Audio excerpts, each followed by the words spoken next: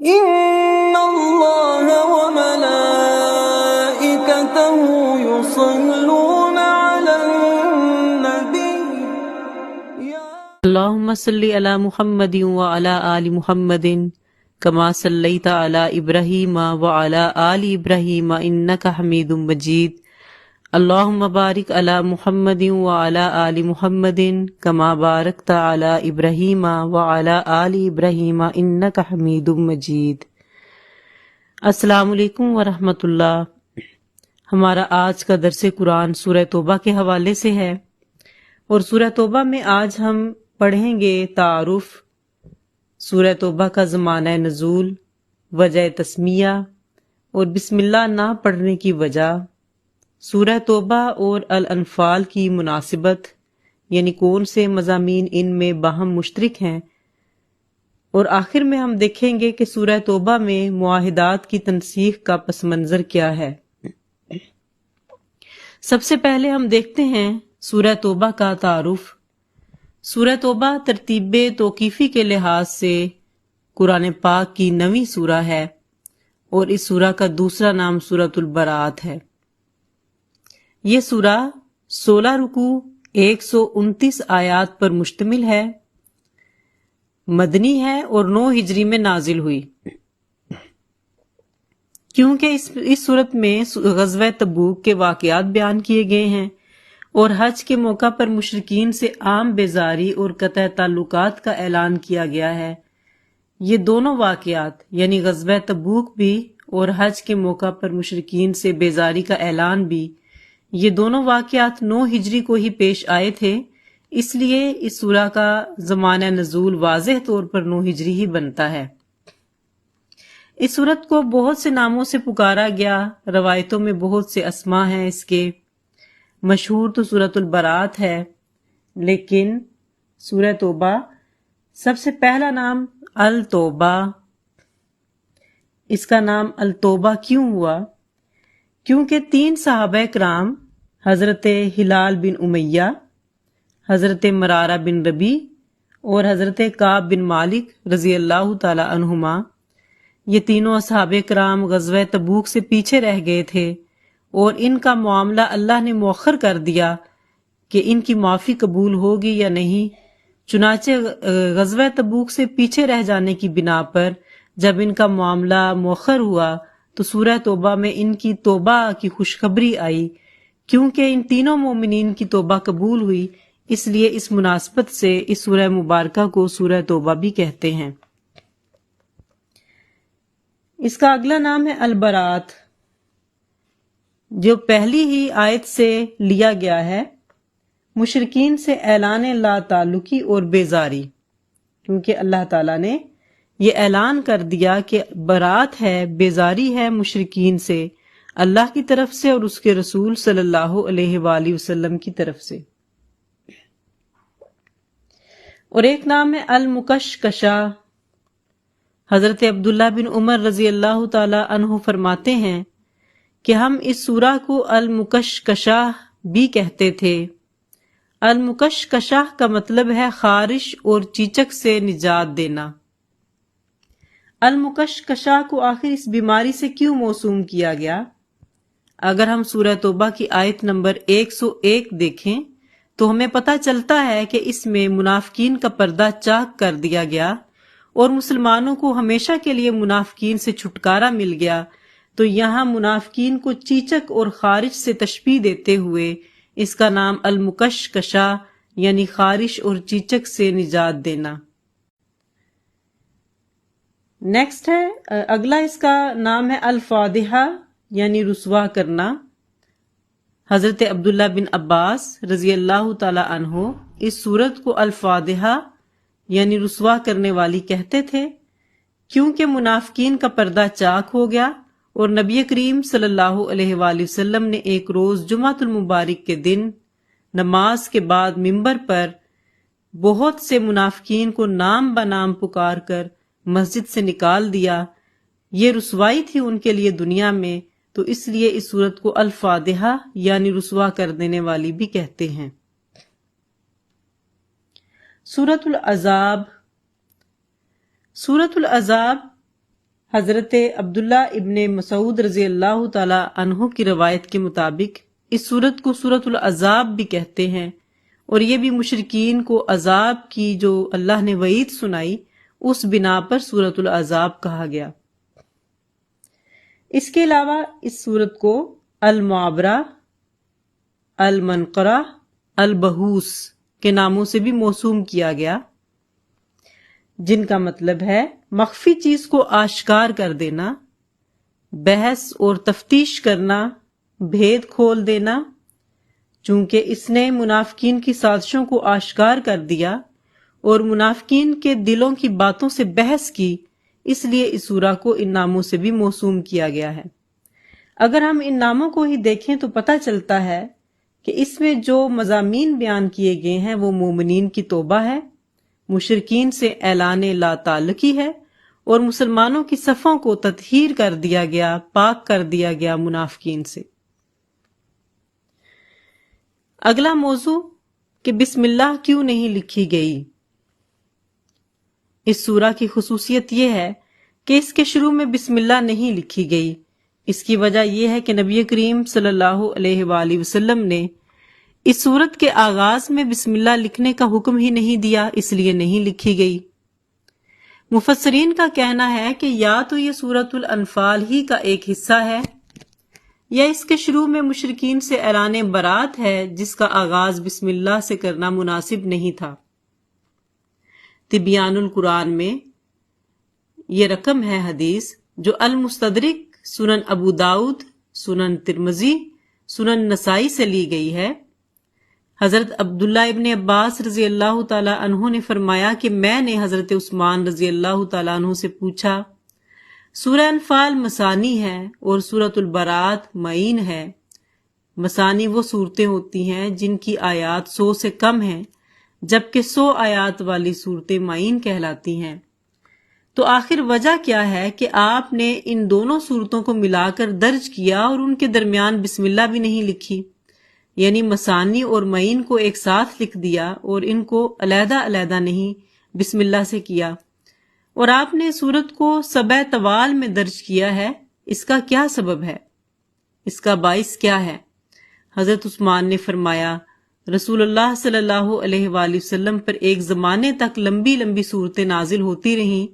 جب آپ پر کوئی آیت نازل ہوتی تو آپ لکھنے والوں کو بلا کر فرماتے کہ اس آیت کو فلاں فلاں صورت میں رکھو، اور مدینہ کے ابتدائی ایام میں سورہ انفال نازل ہوئی تھی اور سورۃ البرات تو قرآن مجید کے آخر میں نازل ہوئی تھی۔ لیکن اس کا قصہ یعنی اس میں آنے والے مضامین الانفال کے مضامین کے مشابہ تھے۔ چنانچہ رسول اللہ صلی اللہ علیہ وآلہ وسلم کا وصال ہو گیا اور آپ نے یہ نہیں بیان فرمایا کہ یہ الانفال کا حصہ ہے، سو ہم نے یہ گمان کیا کہ یہ اسی کا حصہ ہوگا۔ اس وجہ سے میں نے ان دونوں صورتوں کو ملا کر لکھا اور ان کے درمیان بسم اللہ الرحمن الرحیم کو نہیں لکھا۔ یہ حدیث جو المستدرک صفحہ نمبر 231، سنن ابو داؤد 786 حدیث نمبر، سنن ترمذی 3097 حدیث نمبر اور سنن نسائی 8007 حدیث نمبر سے لی گئی ہے۔ یہ حدیث امام بخاری اور امام مسلم کی شرط پر بھی صحیح ہے، اگرچہ انہوں نے اسے روایت نہیں کیا۔ چنانچہ ان احادیث کی روشنی میں ہمیں یہی معلوم ہوتا ہے کہ عثمان غنی رضی اللہ تعالی عنہ کے سامنے چونکہ اس بات کو واضح نہیں کیا گیا تھا اور انہیں نبی کریم صلی اللہ علیہ وآلہ وسلم سے کوئی ایسی روایت نہیں ملی کہ یہ انفال کا حصہ نہیں ہے، انہوں نے ان دونوں کے مشابہ مضامین کی وجہ سے انہیں ایک دوسرے کے ساتھ لکھ دیا اور بیچ میں بسم اللہ الرحمن الرحیم سے فاصلہ پیدا نہیں کیا۔ تو اسی بنا پر فقہائے کرام نے فرمایا ہے کہ ایسا ہرگز نہیں کہ بالکل ہی بسم اللہ نہ پڑھی جائے، اور اس صورت میں ہر حال میں بسم اللہ پڑھنا ناجائز سمجھا جائے، ایسا ہرگز نہیں، بلکہ وہ قاری جو سورہ انفال پڑھتا آ رہا ہے اور تسلسل کے ساتھ آگے سورہ توبہ شروع کرنا چاہتا ہے وہ بسم اللہ نہ پڑھے۔ لیکن اگر وہ اس سورت کے ابتدا اور درمیان سے تلاوت شروع کر رہا ہے تو وہ بسم اللہ پڑھ کر ہی تلاوت شروع کرے گا، یعنی اگر ہم بسم اللہ سے سورہ توبہ کی تلاوت شروع کرتے ہیں، اس حال میں کہ ہم نے شروع ہی قرات سورہ توبہ سے کی ہے تو بسم اللہ پڑھنے میں حرج نہیں۔ کچھ ناواقف لوگوں نے یہ بات بھی گھڑ رکھی ہے کہ سورہ توبہ کے شروع میں بسم اللہ کی بجائے چونکہ اعوذ باللہ من النار پڑھنا چاہیے کیونکہ اس میں برات ہے۔ اس بات کا ثبوت نہ تو ہمیں احادیث سے ملتا ہے اور نہ ہی آثار صحابہ سے یہ بات ثابت ہے، اور چونکہ بسم اللہ الرحمن الرحیم امان نامہ ہے اور شروع سورہ برات قطع تعلقی سے ہوتی ہے، اس لیے بھی قطع تعلقی کو امان نامہ سے شروع نہیں کیا گیا، لیکن قرات کرنے کے لیے ہم بسم اللہ پڑھ سکتے ہیں۔ اب ہم دیکھتے ہیں کہ سورہ توبہ کی جو مضامین ہیں وہ سورہ انفال سے کس طرح باہم مناسبت رکھتے ہیں، جس وجہ سے حضرت عثمان غنی رضی اللہ تعالی عنہ نے ان کو ایک جیسا مضامین رکھنے کی بنا پر بسم اللہ سے ان کے درمیان حد فاصل پیدا نہیں کی۔ سورہ توبہ اور سورہ انفال میں مدرجہ ذیل موضوعات باہمی مناسبت رکھتے ہیں۔ نمبر 1، ان دونوں صورتوں میں داخلی اور خارجی احکام بیان کیے گئے ہیں۔ نمبر 2، صلح و جنگ کے قواعد و ضوابط بیان کیے گئے ہیں۔ نمبر 3، دونوں صورتوں میں مومنین، کفار اور منافقین کا تذکرہ ہے۔ نمبر 4، ان دونوں میں اگرچہ دیگر اقوام کے ساتھ معاہدوں کا ذکر ہے، مگر سورہ انفال میں غیر مسلموں کے ساتھ کیے گئے معاہدوں کو پورا کرنے اور سورہ توبہ میں کفار کی طرف سے عہد شکنی کی صورت میں معاہدوں کو توڑنے کا حکم ہے۔ توبہ اور انفال دونوں صورتوں میں انفاق فی سبیل اللہ کی ترغیب دی گئی ہے اور مشرکین کو مسجد حرام میں آنے سے روکنے کا حکم ہے۔ نمبر 6، مشرکین و اہل کتاب سے جہاد اور قتال کا حکم دیا گیا ہے۔ دونوں صورتوں میں ہم یہ موضوع پڑھتے ہیں، اور منافقین کی سازشوں سے اللہ نے خبردار کیا گیا ہے۔ تو یہ 6 موضوعات ایسے ہیں جو سورہ انفال سے شروع ہوئے اور تسلسل کے ساتھ یہ سورہ توبہ میں بھی آئے ہیں، تو یہ 6 ٹاپکس آپس میں باہم مماثل ہیں۔ ہم دیکھتے ہیں کہ سورہ توبہ کی ابتدائی آیات کا پس منظر کیا ہے۔ وہ کون سا اعلان لا تعلقی ہے جس کو حج کے موقع پر عام کیا گیا اور اعلان کیا گیا۔ اس کا پس منظر سمجھنے کی کوشش کرتے ہیں۔ ہوا کچھ اس طرح سے ہے کہ غزوہ تبوک سے واپسی کے بعد ذوالقعدہ 9 ہجری میں مسلمانوں کا قافلہ حج کے لیے روانہ ہوا۔ تو یہ آپ تاریخ دیکھیے گا، غزوہ تبوک سے واپسی ہو رہی ہے اور یہ ذوالقعدہ 9 ہجری ہے، حجۃ الوداع سے 1 سال پہلے، اور نبی کریم صلی اللہ علیہ وآلہ وسلم کے وصال سے 2 سال پہلے کی یہ بات ہے۔ حضرت ابوبکر صدیق رضی اللہ تعالی عنہ امیر الحج مقرر کیے گئے۔ جب یہ قافلہ مدینہ سے رخصت ہو چکا تو نبی کریم صلی اللہ علیہ وآلہ وسلم پر سورہ توبہ کی ابتدائی 30 یا 40 آیات نازل ہوئیں، جن میں حکم دیا گیا کہ مشرکین سے کیے گئے تمام معاہدات منسوخ کر دیے گئے ہیں۔ اب حج کے موقع پر اس اعلان کو عام کرنے کا ایک اچھا موقع تھا، چنانچہ اس اعلان کو عام کرنے کے لیے نبی کریم صلی اللہ علیہ وآلہ وسلم نے حضرت علی رضی اللہ تعالی عنہ کو اپنی ناقہ پر روانہ فرمایا تاکہ حج کے موقع پر مشرکین سے اعلان لا تعلقی کر دیا جائے۔ ادھر حق پرستوں کا قافلہ صدیق اکبر کی رہنمائی میں مکہ کی طرف رواں دواں تھا کہ رسول اللہ صلی اللہ علیہ وآلہ وسلم کی اونٹنی کے بلبلانے کی آواز عاشق اکبر کے کانوں میں پڑی۔ چنانچہ آپ نے قافلہ روکا اور فرمایا کہ ھذا رخاء ناقۃ رسول اللہ، یہ تو رسول اللہ صلی اللہ علیہ وآلہ وسلم کی اونٹنی کی آواز ہے۔ آپ یہ توقع کر رہے تھے کہ شاید نبی کریم صلی اللہ علیہ وآلہ وسلم خود تشریف لے آئے ہیں۔ جب اونٹنی قریب آئی تو دیکھا حضرت علی رضی اللہ تعالی عنہ اونٹنی پر سوار ہیں۔ حضرت صدیق اکبر نے پوچھا، امیر او مامور، آپ کو امیر بنا کر بھیجا گیا ہے یا آپ مامور ہیں؟ حضرت علی رضی اللہ تعالیٰ عنہ نے فرمایا، امیر الحج آپ ہی ہیں، میں تو مامور بنا کر بھیجا گیا ہوں اور اعلان خاص کرنے والا ہوں۔ چنانچہ حضرت علی رضی اللہ تعالیٰ عنہ قافلہ حج میں شامل ہو گئے اور حضرت ابوبکر صدیق کی اقتداء میں نمازیں پڑھتے اور ارکان حج ادا کرتے رہے۔ 10ویں ذوالحجہ کو جمرۃ العقبہ کے پاس کھڑے ہو کر آپ نے یہ اعلان فرمایا، اے لوگو، میں اللہ کے رسول کا پیغمبر بن کر آیا ہوں، اور اس سورت کی ابتدائی 30 یا 40 آیات آپ نے لوگوں کے سامنے تلاوت فرما کر مندرجہ ذیل اعلان کیا۔ اس سال کے بعد کوئی مشرک حج کعبہ کو نہ آئے، کوئی برہنہ ہو کر طواف نہ کرے، اہل ایمان کے بغیر کوئی بھی جنت میں داخل نہیں ہو سکتا۔ اس اعلان برات کے وقت مشرکین کی 4 قسمیں تھیں، ان چاروں کو مختلف احکام دیے گئے۔ اب ہم یہ دیکھیں گے کہ اعلان برات کون سے 4 قسم کے لوگوں کے لیے تھا اور ان کو کتنی کتنی مہلت دی گئی۔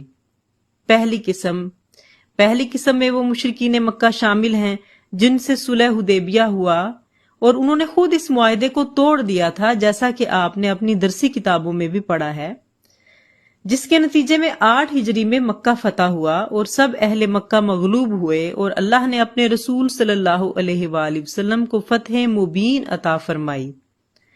آپ نے سب اہل مکہ کی سب غلطیاں نظر انداز کرتے ہوئے ایسے اخلاق عظیم کا ثبوت دیا کہ انسانی تاریخ ایسی مثال پیش کرنے سے عاجز رہے گی۔ سب اہل مکہ کو امان دے دی گئی، جان و مال محفوظ رہے، لا تثریب علیکم اليوم کہہ کر سب ظلم و ستم معاف کر دیے گئے۔ ان ظالموں سے انتقام تو کیا لینا، ملامت تک نہیں کی گئی۔ اس مبارک موقع پر بہت سے سرداران قریش اور ان کے ہم نوا و حلیف قبائل مشرف با اسلام ہوئے، لیکن کچھ ابھی بھی کفر پر جمے ہوئے تھے اور اپنی مشرکانہ روایات کو برقرار رکھتے ہوئے کعبہ کا طواف کرتے۔ نیز مکہ کے گرد و نواح کے مشرکین بھی اپنے جھوٹے معبودان کی مالا جپتے ہوئے مکہ میں داخل ہوتے، کعبہ کا طواف کرتے اور تجارت بھی کرتے۔ اب جب کہ مکہ فتح ہو چکا تھا، غیرت خداوندی بھلا یہ کیسے گوارا کر سکتی تھی کہ یہ نجس لوگ بیت اللہ میں اپنے جھوٹے خداؤں کو پکاریں؟ اب یہ مزید مہلت کے مستحق نہ تھے، چنانچہ سورہ توبہ کی 5ویں آیت میں ان پہلی قسم کے مشرکین کے لیے حکم مذکور ہے، فرمان الہی ہے، پھر جب گزر جائیں حرمت والے مہینے تو قتل کرو مشرکین کو جہاں بھی تم پاؤ انہیں، اور گرفتار کرو انہیں، اور گھیرے میں لے لو انہیں، اور بیٹھو ان کی طاق میں ہر گھات کی جگہ۔ پھر اگر یہ توبہ کر لیں اور قائم کریں نماز اور ادا کریں زکوٰۃ تو چھوڑ دو ان کا رستہ، بے شک اللہ تعالیٰ غفور الرحیم ہے۔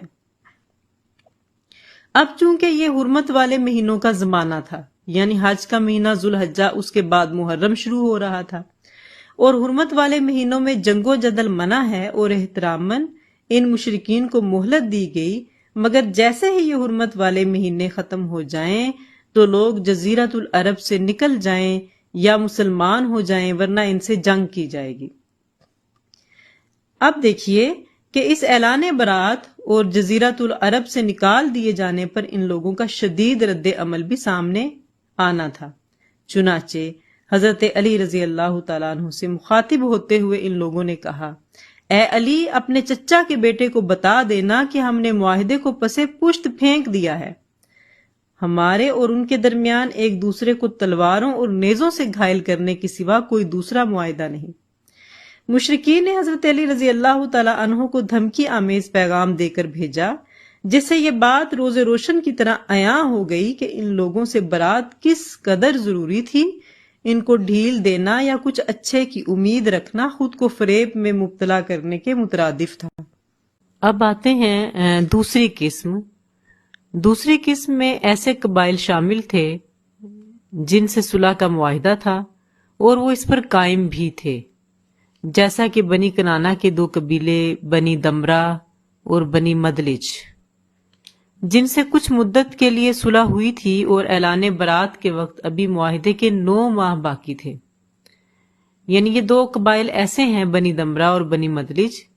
نبی کریم صلی اللہ علیہ وآلہ وسلم سے ان دونوں قبائل کا ایک معین مدت کے لیے صلح کا معاہدہ ہو چکا تھا، اور یہ اس معاہدے کو بڑی ہی اچھی طرح سے نبھا رہے تھے۔ چنانچہ سورہ توبہ کی 4 آیت میں ان لوگوں کے لیے حکم تھا۔ ترجمہ: وہ مشرک لوگ جن سے تم معاہدہ صلح کر لیا ہے تم نے، پھر انہوں نے معاہدے پر قائم رہنے میں کوئی کمی نہیں کی اور نہ تمہارے مقابلے میں تمہارے کسی دشمن کی مدد کی، تو تم ان کے معاہدے کو اس کی مدت تک پورا کرو، کیونکہ اللہ تعالیٰ احتیاط رکھنے والوں کو پسند کرتے ہیں۔ چنانچہ اس حکم کے تحت بنو دمرہ اور بنو مدلج کو 9 مہینے کی مہلت مل گئی، کیونکہ ان کے معاہدے میں ابھی 9 ماہ باقی تھے اعلان برات کے وقت سے۔ 9 ماہ کے بعد وہ بھی حدود حرم سے نکل جائیں یا مسلمان ہو جائیں، ورنہ جنگ کے لیے تیار ہو جائیں۔ اب ایک اہم چیز ہے تیسری اور چوتھی قسم۔ تیسری اور چوتھی قسم میں وہ مشرکین شامل ہیں جن سے کسی قسم کا بھی معاہدہ نہیں ہے، اور اگر معاہدہ ہے تو وہ کسی معین مدت کے لیے نہیں ہے۔ یہاں آپ نے یہ 2 باتیں یاد رکھنی ہیں کہ ان کے ساتھ یا تو معاہدہ نہیں ہے، اور اگر ہے تو غیر معینہ مدت کے لیے ہے، کوئی وقت مقرر نہیں کیا گیا۔ تو ان 2 قسم کے لوگوں کو 4 ماہ کی مہلت دی گئی، اور سورہ توبہ کی پہلی آیت میں ان دونوں گروہوں سے اللہ تعالیٰ نے یوں خطاب فرمایا کہ اعلان دستبرداری ہے اللہ کی طرف سے اور اس کے رسول صلی اللہ علیہ وآلہ وسلم کی طرف سے ان مشرکین کے لیے جن سے تم نے معاہدہ کر رکھا تھا، سو تم لوگ اس سرزمین میں 4 مہینے چل پھر لو، اور یہ جان رکھو کہ تم اللہ کو عاجز نہیں کر سکتے، اور یہ کہ بے شک اللہ تعالیٰ کافروں کو رسوا کریں گے۔ تو آج کے لیے اتنا ہی تھا۔ انشاءاللہ اگلے سبق میں ہم سورہ توبہ کے مسائل و مطالب اور اس کے متن کا ترجمہ اور تشریح کریں گے اللہ تعالیٰ کی توفیق سے انشاءاللہ۔ السلام علیکم ورحمۃ اللہ۔